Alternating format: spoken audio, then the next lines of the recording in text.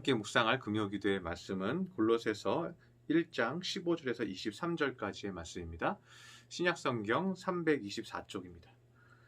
그는 보이지 아니하는 하나님의 형상이시요 모든 피조물보다 먼저 나신 이시니 만물이 그에게서 창조되되 하늘과 땅에서 보이는 것들과 보이지 않는 것들과 혹은 왕권들이니 주권들이나 통치자들이나 권세들이나 만물이 다 그로 말미암고 그를 위하여 창조되었고 또한 그가 만물보다 먼저 계시고 만물이 그 안에 함께 섰느니라.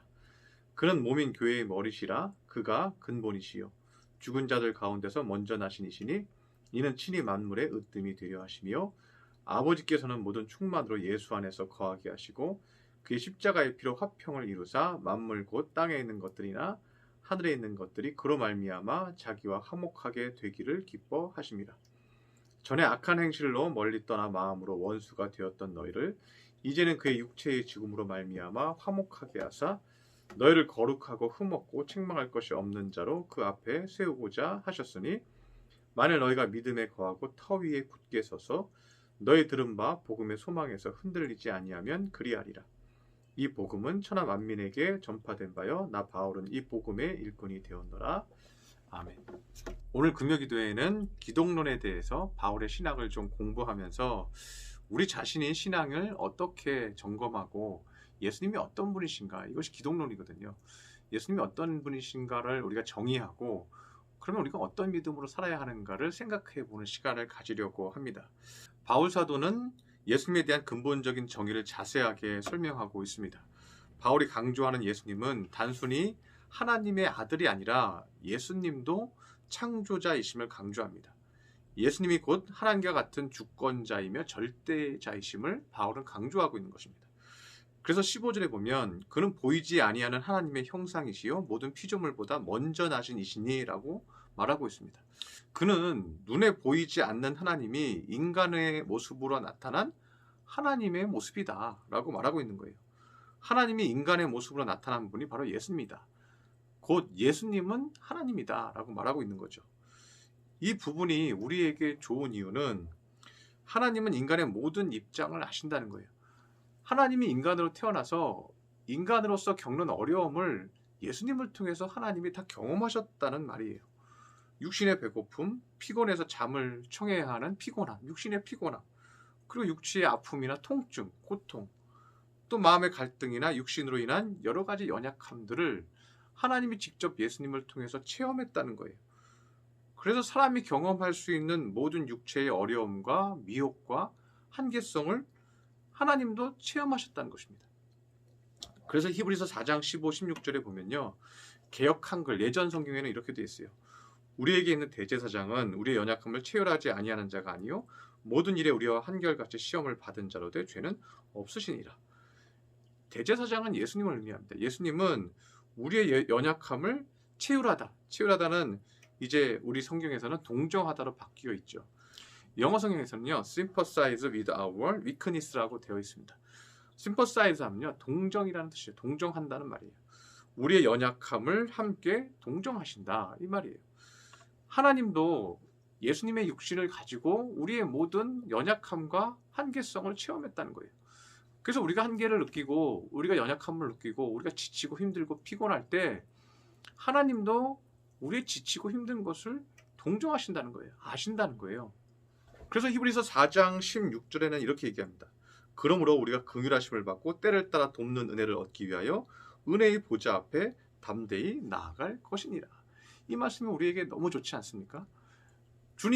하나님이 주님을 통해서 그 모든 고통을 체험하고 육신의 아픔과 한계성을 체험하셨기 때문에 우리가 주님 앞에 도와달라고 기도하고 은혜를 달라고 힘을 달라고 기도하는 것을 주저하지 말고 담대히 나가서 주님도 아시지 않습니까?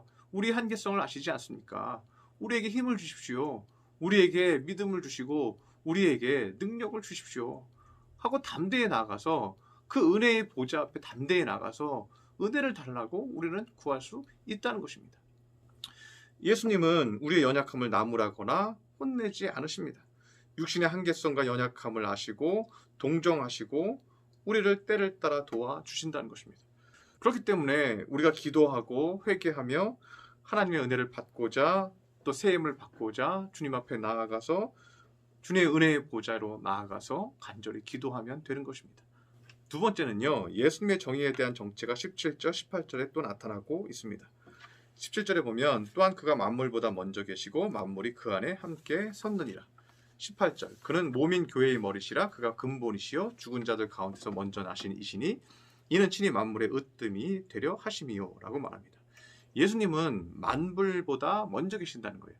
모든 우리의 눈에 보이는 창조물보다, 모든 자연계보다 먼저 계셨다는 거예요.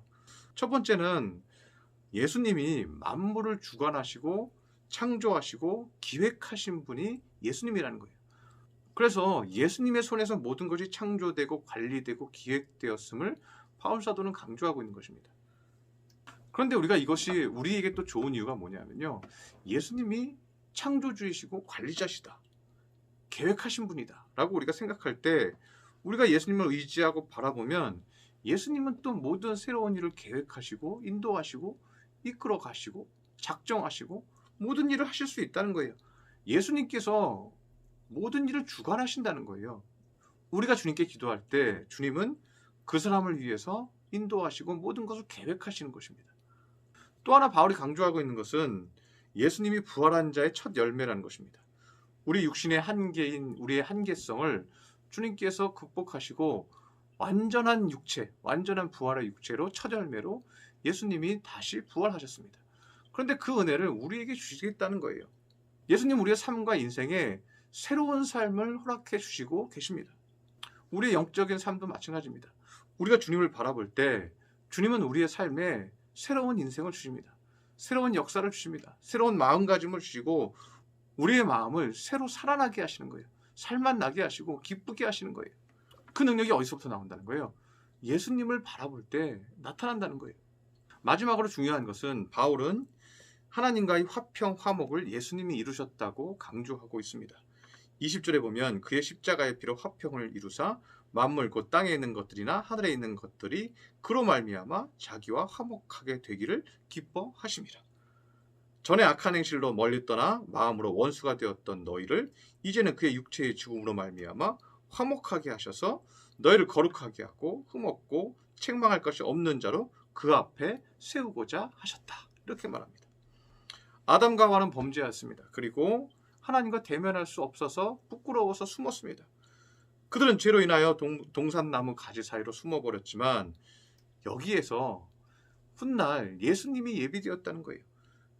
예수님은 아담과 하와로 인하여 생긴 하나님과 인간 사이의 불화를 예수님은 다시 화목으로 바꾸셨다는 거예요.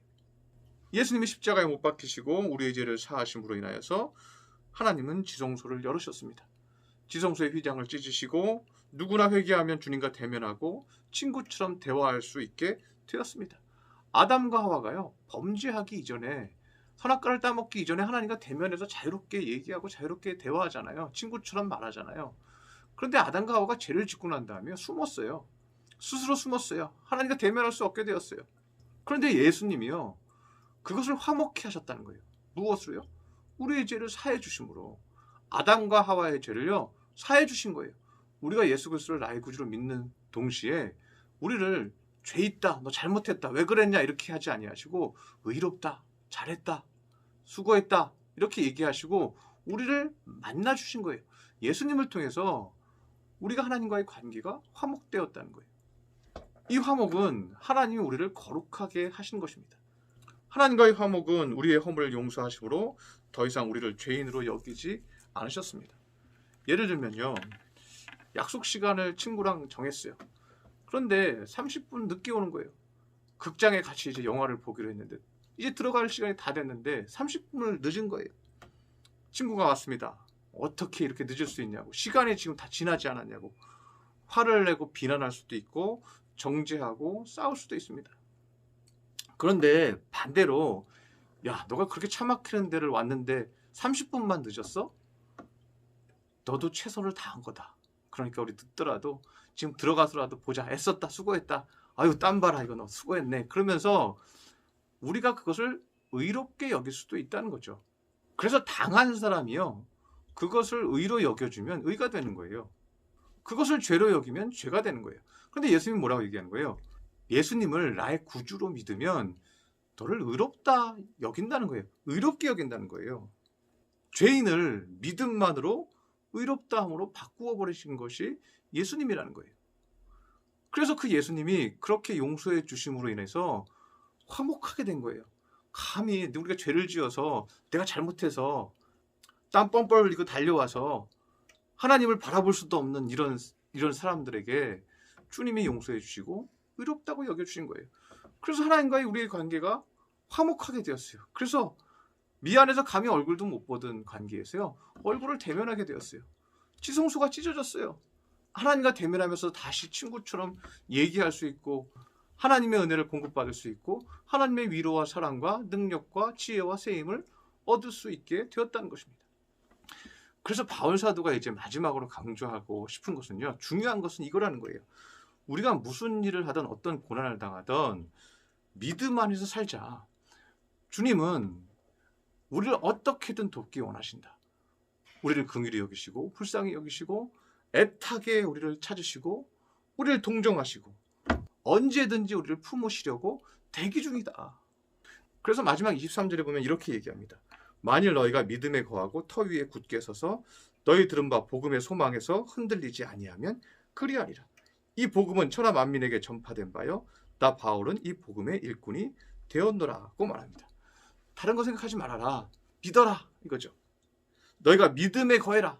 주님은 나에게 은혜와 사랑을 베푸시려고 나를 품으시려고 두 손을 벌리고 기다리고 계신다. 그러니 그것을 믿고 믿음의 터 위에 굳건히 서서 주님 믿습니다.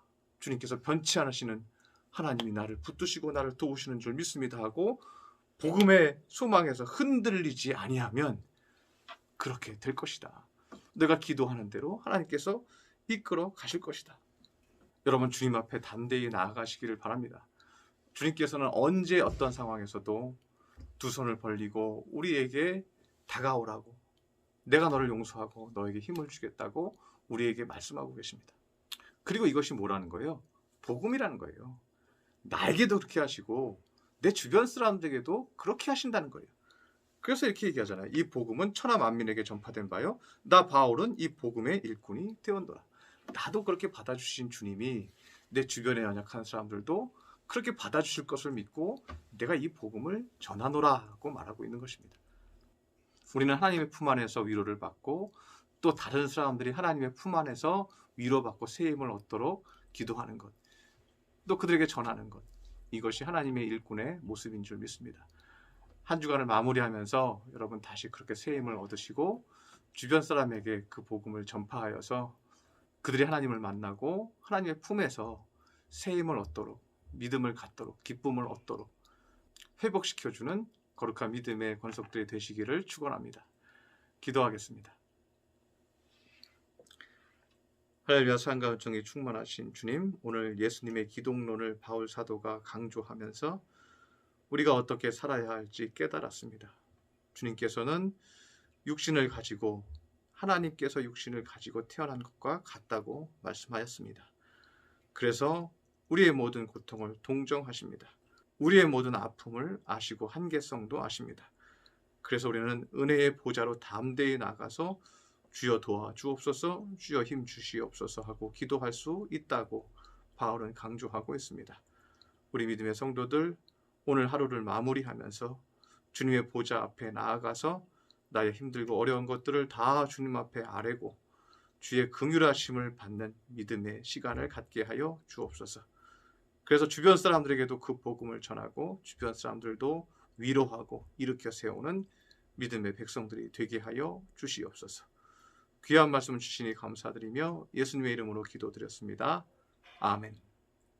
하나님, 우리의 방법과 우리의 계획이 아닌 아브라함이 갈 바를 알지 못하고 하나님의 뜻을 따라 나아갔던 것처럼 하나님 오늘 이 시간 우리가 오늘도 그 믿음의 고백을 주 앞에 드리기를 원합니다.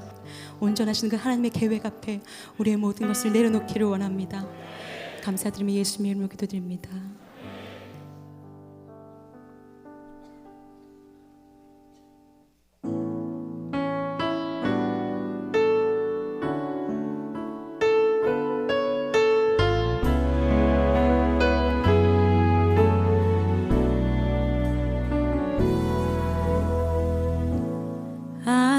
어둠가 날 가리워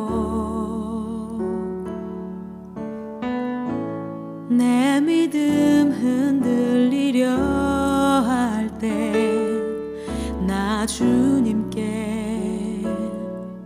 나아가네